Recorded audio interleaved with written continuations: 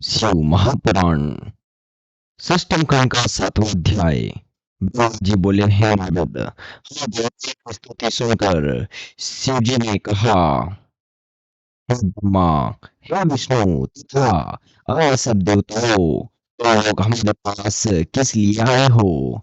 तुम हमें अपने दुख का कारण सुनाओ। भगवान सदाशिव के मुख से यह वचन सुनकर देवताओं ने कुछ सोच विचार करके यह उत्तर दिया, हे प्रभु, राजा दिवोदास दोनों पर आरूढ़ होकर तथा सब प्रकार के पापों को त्याग कर पृथ्वी पर शासन कर रहा है और उसके राज्य में सब लोग सुखी है।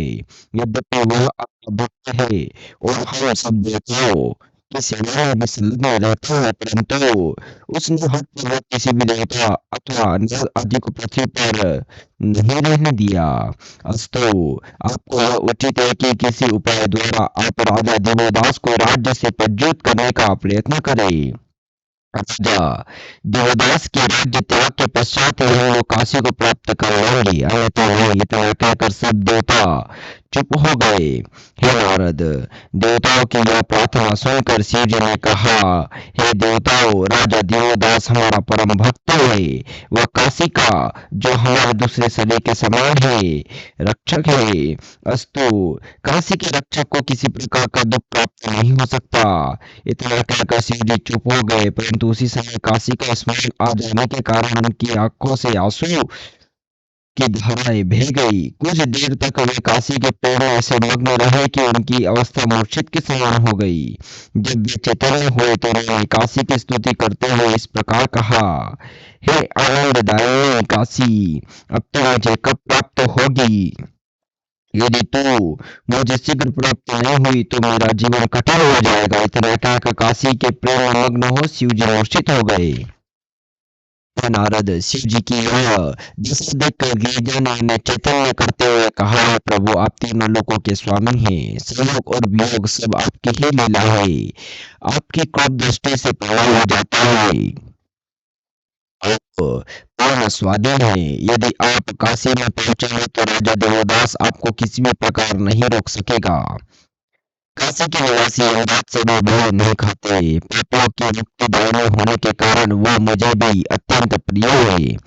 आप ऐसा उपाय कीजिए जिससे हमें काशी पुनः प्राप्त हो सके तथा सबको शांति मिले। हे नारद, गिरिजा के वचन सुनकर शिव जी ने प्रसन्न होकर कहा, हे गिरिजे, तुम मुझे अत्यंत प्रिय हो, परंतु काशी मुझे तुमसे अधिक प्रिय है। इस समय तुम्हारे अमृत के समान कवच सुनकर मेरे हृदय के इससे मैं कुछ शांति प्राप्त हुई है, परंतु तुम्हें यह ज्ञात होना चाहिए कि मैं राजा देवदास का अत्यंत आदर तथा सम्मान करता हूँ। उन्होंने ब्रह्मा जी से आज्ञा लेकर ही काशी का राज्य प्राप्त किया था। उसने वरदान मांगते समय ब्रह्मा जी से यह स्पष्ट कहा था कि यदि देवता आदि पृथ्वी पर न रहे तभी मैं राज्य को स्वीकार कर सकता हूँ, अन्यथा नहीं। तो मुझे ब्रह्मा जी के वचन का पालन करने के हेतु काशी छोड़ देनी चाहिए। राजा देवदास उस समय से मेरी पूरी की बड़ी बातें रक्षा कर रहे हैं, इसलिए मुझे अत्यंत प्रिय है। वह ऐसी दिशा में मैं उसका राज्य किस प्रकार चुन सकता हूँ? यह भी बहुत अच्छी तरह जीवन लेना चाहिए कि जो लोग दुरात्मा होते हैं मैं उनकी सदा रक्षा किया करता हूँ। यदि कोई आपस करने के प्रयत्न करते हैं तो स्वयं दुख उठाता है और मैं स्वयं दुख उठाता हूँ। इसलिए मैं ऐसा उपाय सोच रहा हूँ जिससे मुझे काशी पुनः प्राप्त हो सके। हाँ नारद, इस प्रकार शिव जी चिंता ही कर रहे थे कि उसी समय अचानक ही उन्होंने अपने सामने खड़ी हुई योगिनियों को देखा। तब शिव जी ने उन्हें अपने पास बुलाकर बहुत आदर से बैठाया। फिर आज्ञा दी कि हे योगिनी गण, तुम सब काशीपुरी में जाओ और वहां जाकर राजा दिवोदास के धर्म कार्य में कुछ ऐसा विघ्न डालो कि जिसके कारण वो काशी छोड़कर हटने को तैयार हो जाए। ऐसा उपाय जब सफल हो जाएगा तब मैं भी पुनः काशी में रहकर आनंद प्राप्त करूंगा। इस प्रकार आज्ञा देकर शिव जी ने यज्ञों को काशी में भेज दिया और आप स्वयं समय की राह देखने के लिए वहीं स्थित रहे। उन योगिनियों ने काशी में पहुंचकर अपना स्वरूप बदल लिया। फिर वे तपस्विनियों के समान वेश धारण कर चारों ओर फैल गई। उनमें से कोई मलिन बनी, कोई दाई, कोई रसोई बनाने वाली, कोई गाने वाली, कोई बाजा बजाने वाली, कोई मूर्ति बनाने वाली, कोई सामुद्रिक विद्या जानने वाली और कोई पुत्र देने वाली। इस प्रकार उन्होंने अनेक युक्तियां की, परंतु राजा दिवोदास के नगर का कोई भी मनुष्य अपने धर्म को त्याग कर पाप कर्म में प्रवृत्त नहीं हुआ। तब वे सब एकत्र होकर आपस में यह कहने लगी कि हम मंदराचल पर्वत पर जाकर शिव जी को किस प्रकार अपना मुंह दिखाएंगे। अस्तु वे 64 योगिनियां मणिकर्णिका के आगे स्थित हो गए और लज्जा के कारण शिव जी के पास नहीं पहुंची। हे नारद, जो मनुष्य उन योगिनियों को प्रणाम करता है उसे किसी प्रकार का दुख नहीं होता।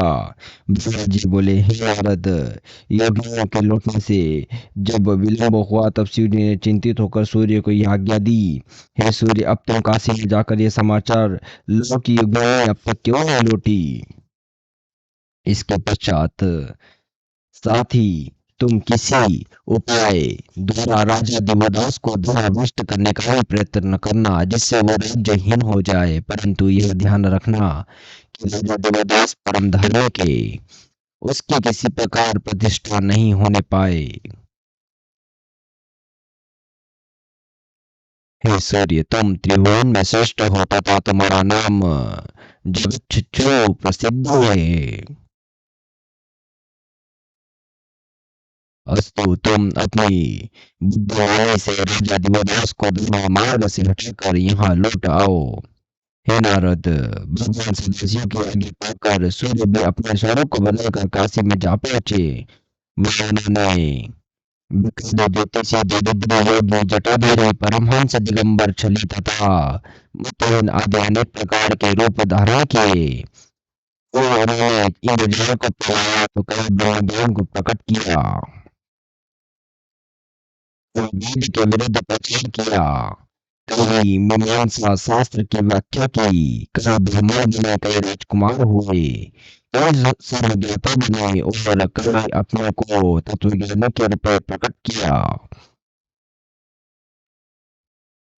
तो जबरदस्त के बिना किसी को भी अधर्म नहीं बना सके। इसी प्रकार जब एक वर्ष बीत गया तो उनके कुछ न हो सका तो उन्होंने मन में विचार किया कि मेरा यही आखिर कुछ भी बस नहीं चल सका। अब ये दोनों व्यक्ति नहीं तो काशी जी के पास लौट कर हमें अपने क्रोध से भस्म कर डालेंगे। उस समय विष्णु भगवान जो नहीं बता सकेंगे, इसलिए मुझे ठीक है तो शिव जी को कामनाएं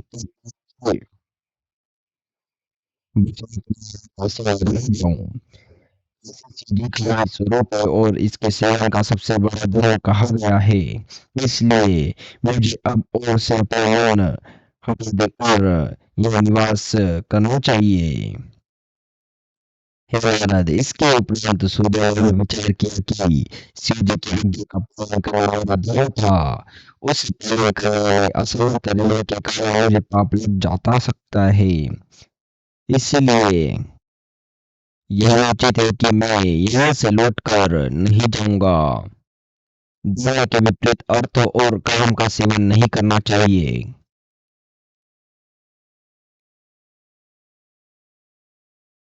कुछ लोग यह कहते हैं कि अर्थ की रक्षा करना धर्म है। वह उचित नहीं है, क्योंकि राजा हरिश्चंद्र कुश तथा ययाति ने धर्म की रक्षा के लिए अर्थ को त्याग दिया था। दधीचि तथा राजा शिव ने भी धर्म को न छोड़ते हुए अपने शरीर को त्याग देना स्वीकार किया, जिसके कारण उन्हें मोक्ष पद प्राप्त हुआ। इसके साथ ही राजा बलि, विरोचन तथा प्रहलाद ने भी धर्म की रक्षा के लिए दुख उठाए थे। सबको त्याग कर धर्म की रक्षा करना ही उचित है। काशी सेवा करने से बढ़कर और कोई धर्म नहीं है। हे नारद, इस प्रकार निश्चय करके सूर्य ने 12 शरीर धारण किए और उन सब शरीरों द्वारा वहीं काशी में स्थित हो गए। वे 12 सूर्य सेवा करने पर मनुष्यों की संपूर्ण मनोकामनाओं को सिद्ध करते हैं। उनके नाम इस प्रकार है।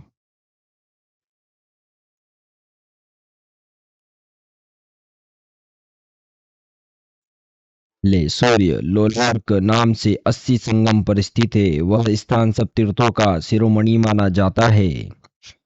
दूसरे सूर्य उत्तरार्क नाम से उस स्थान पर स्थित है जहाँ पहले राजा प्रियव्रत ने स्त्री का शरीर पाकर तपस्या की थी और शिव गिरिजा से वरदान पाकर अंत में गिरिजा की सखी बन गए थे। उसी स्थान पर एक बकरी ने राजकन्या के रूप में जन्म लेकर मुक्ति प्राप्त की थी। वे भी अपने भक्तों को उत्तम फल प्रदान करने वाले हैं। तीसरे सूर्य आदित्य नाम से सर्वपूर्ण उपस्थित है। वह सर्व का कुष्ठ रोग दूर हुआ था। पांचवें सूर्य महिषादित्य नामक है जो शिवजी तथा गिरिजा की सेवा द्वारा शिवजी के दाहिने नेत्र बनकर प्रतिष्ठित हुए। उनकी गणना 8 वसुओं में से एक वसु के रूप में की जाती है। छठे सूर्य खगोलादित्य के नाम से प्रसिद्ध है। जिस समय क्रदु और विनीता में विवाद हुआ था उस समय विनीता हार कर क्रदु की सेविका बनी थी। उस समय अपनी माता की दुरावस्था को देखकर गरुड़ को अत्यंत कष्ट हुआ था। तब गरुड़ अमृत लेने के लिए देवलोक में गए और महादेवताओं पर विजय प्राप्त करने के पश्चात अमृत लेकर अपनी माता विनीता के पास चल दिए। कश्यप के पुत्र गरुड़ जिस अमृत को लेकर लौट रहे थे उसी समय मार्ग में विष्णु जी ने उन्हें रोककर बड़ा भारी युद्ध किया। उस युद्ध में विष्णु जी गरुड़ को नहीं जीत सके तो उन्होंने क्षय करके गरुड़ से यह वरदान मांगा कि तुम हमें अमृत दे दो और हमारे वाहन भी हो जाओ। तब गरुड़ जी ने विष्णु जी की बात स्वीकार कर उन्हें अमृत दे दिया और उनके वाहन भी बन गए। उस समय विनीता ने युद्ध स्थल पर खगोलादित्य सूर्य की स्थापना की थी जिसकी उपासना से विनीता की लज्जा दूर हुई। वे खगोलादित्य अपने भक्तों की संपूर्ण मनोकामनाओं को पूर्ण करने वाले हैं।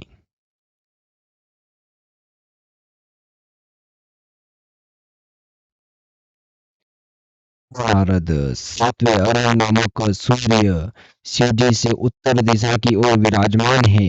विंता के पुत्र अरुण नाम से प्रसिद्ध हुए थे। उनकी सेवा करने से भी संपूर्ण कष्ट दूर होते हैं। आठवें सूर्य विशालाक्षी देवी के दक्षिण ओर स्थित है। उनकी सेवा करके अल्पायु भारत नायक में युवा हो गए और वे संपूर्ण रोगों को दूर करने वाले तथा आनंद प्रदान करने वाले नवे सूर्य का नाम शिवादित्य है। उन्होंने विष्णु जी से उपदेश प्राप्त किया था। एक दिन जब सूर्य ने देखा कि विष्णु जी भक्त पर शिवलिंग की पूजा कर रहे हैं तो उन्होंने उनके पास जाकर यह पूछा कि हे विष्णु जी आप तो सबसे श्रेष्ठ हैं फिर आप यहाँ क्यों पूजा कर रहे हैं। उस समय विष्णु जी ने उत्तर दिया हे सूर्य भगवान सदस्य हमसे बड़े हैं अतः हम यहाँ उनकी पूजा कर रहे हैं। तुम शिवलिंग का पूजन करो तो तुमको उच्च पद की प्राप्ति होगी। यह सुनकर सूर्य उसी दिन से शिवलिंग का पूजन करने लगे और विष्णु जी को अपना गुरु जानकर वहीं स्थित हो गए। 10वें विमलादित्य नामक सूर्य को हरिकेश ने वन में स्थापित किया था। प्रभाव का पुत्र जो उच्च देश का निवासी था दुर्भाग्यवश कोढ़ी हो गया। तब वह अपने पुत्र स्त्री घर बार आदि को छोड़कर काशी में चला गया और उन्हीं विमलादित्य सूर्य की पूजा करके अच्छा हो गया। तभी से वे सूर्य कुष्ठ रोगों को दूर करने में विशेष प्रसिद्ध है। हे नारद 11वें सूर्य का नाम कनकादित्य है। वे भगवान विश्वनाथ के दक्षिण की ओर स्थित है। वे प्रतिदिन गंगा की स्तुति किया करते हैं। इसी के उनका मुख की ओर है। 12वें यमादित्य नामक सूर्य उस स्थान पर स्थित है जहां बैठकर यमराज ने कठिन तपस्या की थी। उनके दर्शन से यमपुर में नहीं जाना पड़ता। उनकी स्थापना स्वयं यमराज ने की थी जो मनुष्य चतुर्दशी के दिन भरणी नक्षत्र में उस स्थान में जाकर श्रद्धा करते हैं उन्हें गया में श्राद्ध करने के समान फल प्राप्त होता है। हे नारद, काशी में स्थित 12 सूर्यों का वर्णन सुनने से रोग तथा पाप नष्ट हो जाते हैं। जो मनुष्य इनकी सेवा करता है वह अत्यंत आनंद प्राप्त करता है तथा उस पर शिवजी भी प्रसन्न होते हैं। ये 12 सूर्य शिवजी के परम भक्त हैं तथा शिवजी के मुख्य सेवक के रूप में स्मरण किए जाते हैं। हे नारद, जिसके अतिरिक्त पांचों देवता भी शिव जी के अनन्य सेवक है। जो मनुष्य शिव भक्ति को त्याग कर किसी अन्य देवता की पूजा करते हैं तथा जो यह समझता है कि अन्य देवता शिव जी से भिन्न है, वह पशु के समान महामूर्ख है। वेद का कथन है कि शिव जी सब में सन्निहित है। वे पर ब्रह्म निर्गुण आनंद स्वरूप तथा सबको प्रसन्नता प्रदान करने वाले हैं। अतः एकमात्र का पूजन शिष्य कर है।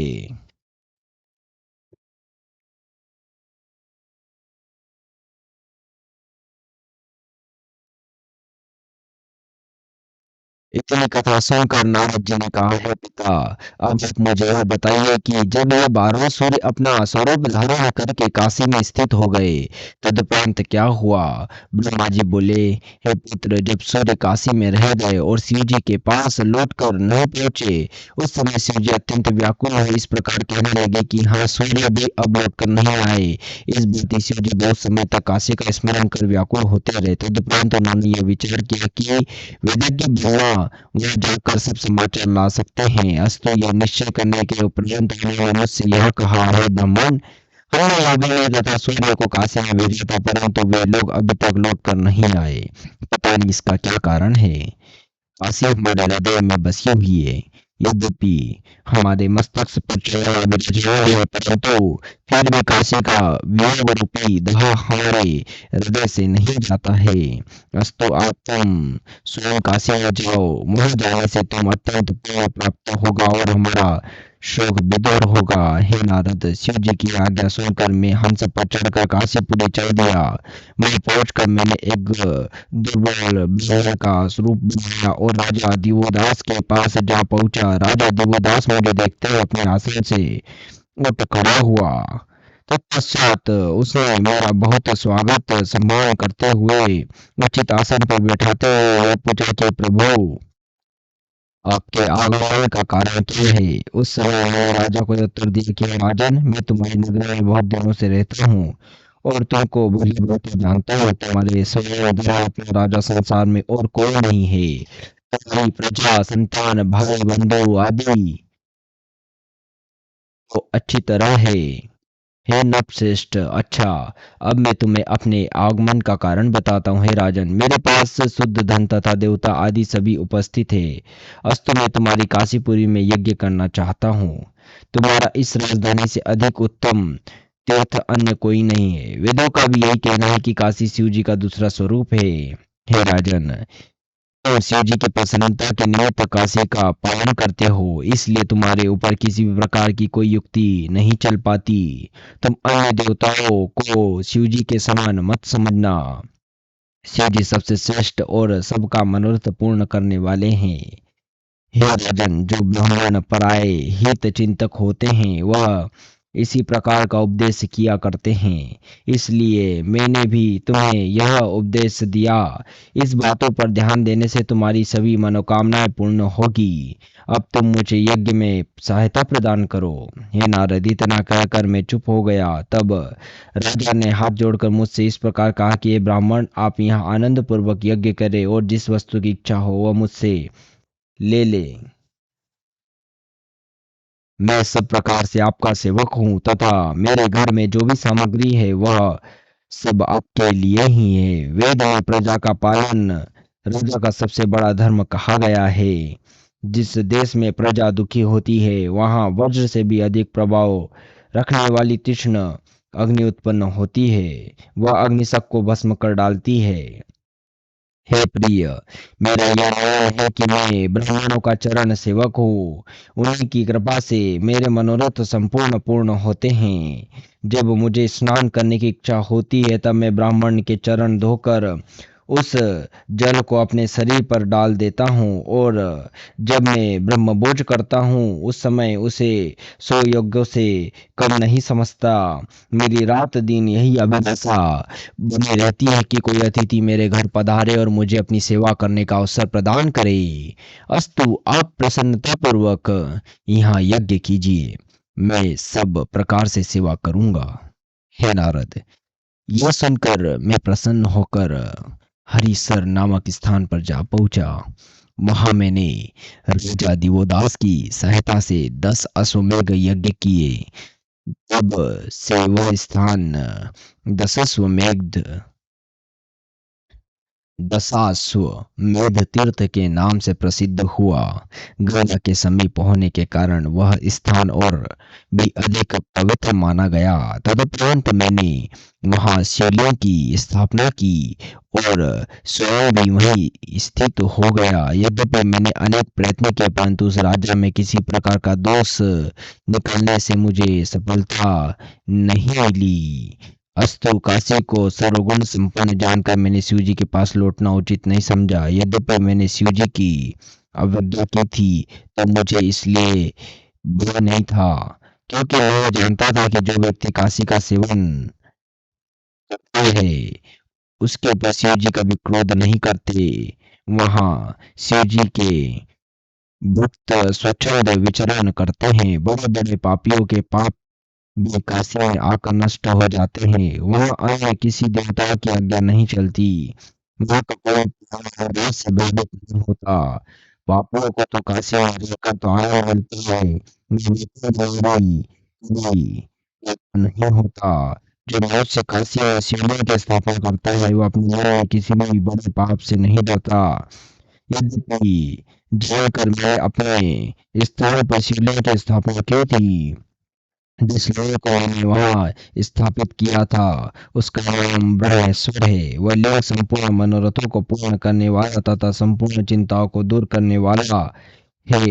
हे नारद, जो मनुष्य इस कथा को सुनता अथवा किसी दूसरे को सुनाता है उसके भी संपूर्ण पाप नष्ट हो जाते हैं। षष्ठम खंड का 10वां अध्याय कल से शुरू होगा। ओम नमः शिवाय।